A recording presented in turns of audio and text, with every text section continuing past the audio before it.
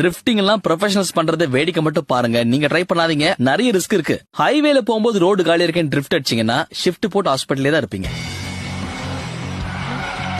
Timing தெரியாம drift அடிச்சா என்ன ஆகும்? மெக்கானிக் புதுசா ஒரு வீடு வாங்குவாரு. பாக்குறதுக்கு ஒரு சின்ன பசங்க விளையாட்டு மாதிரி இருந்தாலும் பெரிய ஆளுங்க கூட இது அட்டன் பண்ணி பெரிய பெரிய பல்பு வாங்கிருக்காங்க. ஏன்னா இந்த டிரிஃப்டிங்க்கு பின்னாடி இருக்கிறது உங்களுக்கு தெரியாத ஒரு சயின்ஸ். சாதாரணமா பாத்தீங்கன்னா காரை ஸ்லைட் பண்ணாமலே ரோட்ல டிரைவர்ஸ் அழகா திருப்புவாங்க. ஆனா டிரிஃப்டிங் காரை ஸ்லைட் பண்ணி தான் திருப்புவாங்க. இந்த டிரிஃப்டிங்ல யூஸ் பண்றது காரோட இனர்ஷியா. ஏன்னா கார் நேரா போயிட்டு இருக்கும். இங்கதான் அவங்க சர் நியூட்டனோட ஃபர்ஸ்ட் லா ஆஃப் மோஷனை யூஸ் பண்றாங்க. அது எப்படின்னு பாத்தீங்கன்னா, டிரைவர்ஸ் காரை ஸ்பீடா ஓட்டும் போது டர்னிங்ல டயரை குயிக்கா திருப்புவாங்க. அப்படி பண்றதுனால பின்னாடி இருக்கிற டயருக்கும் ரோட்டுக்கும் இருக்கிற ஃபிரிக்ஷன் குறையும். இதனால கிரிப் ரொம்ப கம்மியாகும். காரோட பின்பகுதி வெளிப்புறமா டர்ன் ஆகும். இந்த டர்னிங் முடிஞ்ச உடனே ஸ்டீரிங் மறுபடியும் ஸ்ட்ரெயிட் ஆக்கும் போது டார்க் குறையும். ஆனா பின்